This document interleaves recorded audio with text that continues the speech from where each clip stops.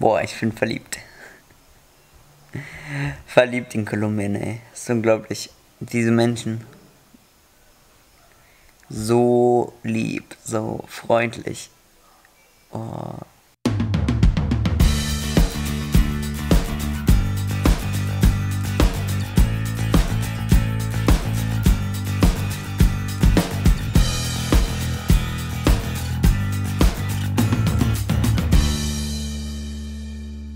Chillig. Ja, jetzt bin ich wieder in einer Familie und bleib jetzt 2 Nächte hier und dann geht's morgen weiter. Entspannt. Ihr fragt euch vielleicht, wie man so eine Familie findet. Boah, ich glaube, das liegt an der kolumbianischen Mentalität. Die sind einfach extrem freundlich und laden mich einfach ein von sich aus, ja. Also ich frage noch nicht mal mehr, sondern die laden mich ein, ja. Das ist extrem geil. Ist vielleicht auch ein Privileg, weil ich alleine reise. Das kann gut sein. Ich weiß es nicht, wie es zu zweit wäre. Aber sicher, wenn man so alleine herkommt, dann noch so klein ist wie ich und dann mit so 2 dicken Taschen, dann stimmen die Voraussetzungen vielleicht auch. Oder die Leute laden dann eher ein. Weiß ich nicht. Aber eins ist klar, ich kann einfach nur Danke sagen.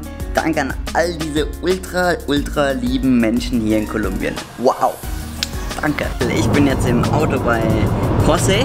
Hola, hola. Hola, hola, ¿cómo vamos? Ay, qué rico que estés por acá. So cool, jetzt bin ich bei den beiden hier im Haus, nachdem mich ihr Sohn mitgenommen hat. Ich wusste heute Morgen wieder nicht, wo ich rauskommen werde. Ja, jetzt bin ich in einem wunderschönen Rauskommen.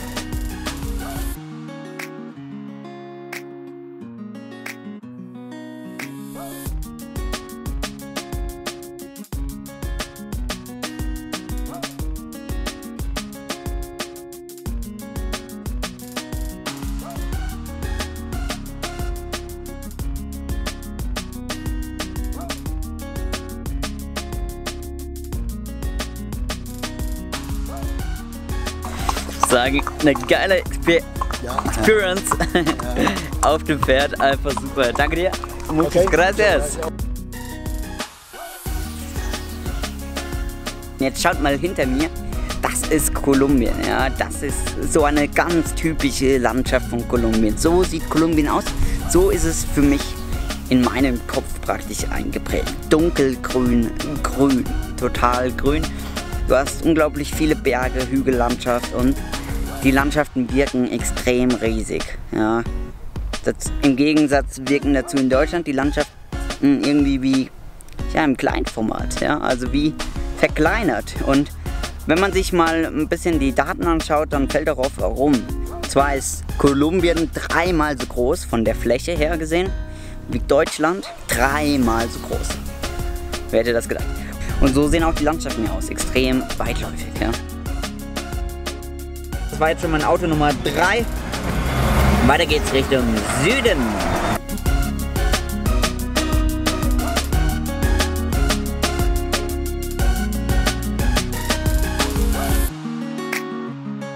So, Hugo hat mir gerade erklärt, dass bis vor einem Jahr in dieser Region noch heftig Krieg war.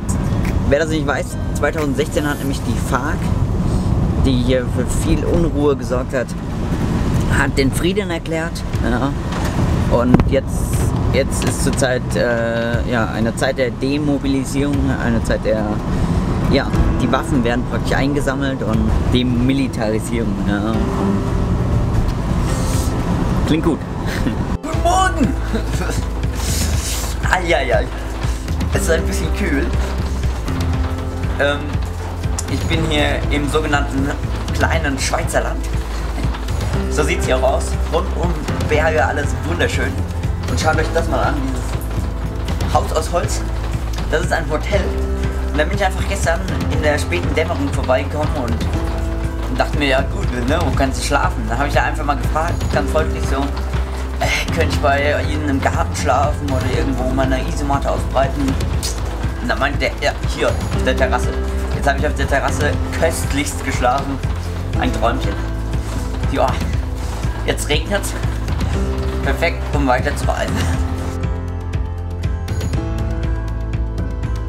So, unterwegs bin ich jetzt im Auto Nummer 2 für den heutigen Tag.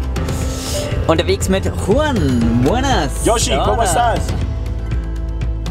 weiter mit Carlos, dem DJ. Hallo.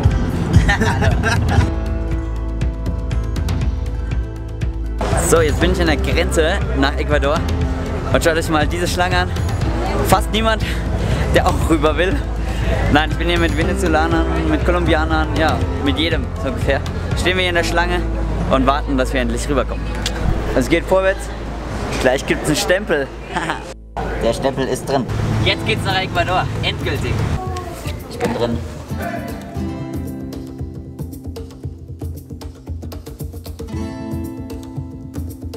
Guten Morgen, eine gute neue Welt.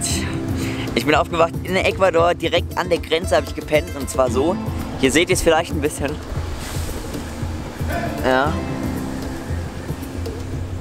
Also wirklich einfach mit meinem Schlafsack, bisschen pennerhaft sozusagen, direkt in eine Mauer hier gelegt, neben die Grenzpolizisten, da habe ich mich sicher gefühlt und jetzt gut geschlafen heute Nacht. Es ist Zeit, ein kleines Resümee abzugeben. Ich war über 2 Monate in Kolumbien und ja, was sind meine Erfahrungen?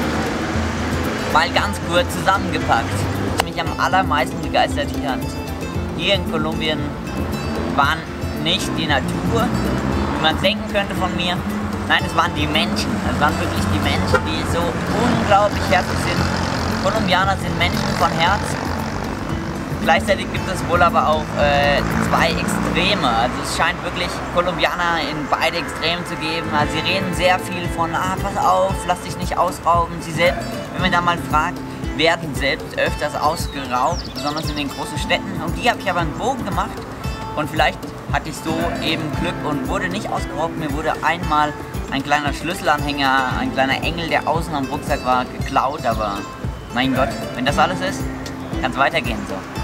Ja, und auf der anderen Seite gibt es eben die extrem lieben Menschen, die dich einladen. Ich war wochenlang in Familien und habe mich eigentlich nie alleine gefühlt. Ja, was hat mich noch begeistert in Kolumbien? Das ist vor allem die Vielzahl, die Vielfalt an Gemüse und Obst. Das ist unglaublich, was es hier gibt. Sowas wie Aracacha, Yuca, Mango, Avocado und viel, viel mehr noch, was wir eben überhaupt nicht haben bei uns in Deutschland. Was bei uns eben wetterbedingt nicht wächst, das haben die hier alles, weil die haben hier ein Tageszeitenklima. Das heißt, praktisch permanent die gleiche Temperatur und ja, dazu noch Vulkanerde als Bodenstoff und ein ständiger Wandel von Sonne und Regen. Das ist natürlich perfekt. Was gibt es zum Trampen zu sagen in Kolumbien? Es ist nicht einfach, man hört, es sei das schwierigste Land in Südamerika. Ich habe zwischen 2 Minuten und 7 Stunden Warten alles gehabt, also 7 Stunden ist natürlich brutal, das braucht man auch nicht, aber normal ist como ungefähr 1,5 Stunden, ne? Und 1,5, 2 Stunden, sowas kann man rechnen hier in Kolumbien. Aber ich kann es euch echt sehr empfehlen, weil die Leute, die euch mitnehmen, sind super liebe Menschen und so taucht man eben echt in das Land ein und die Menschen laden einen ein und man ist direkt hat man neue Kontakte geknüpft, neue Freunde. Jetzt geht es nach Ecuador. Ich will sehen, was Ecuador im Unterschied ausmacht. Aber ja, Kolumbien, ich habe mich in dich verliebt.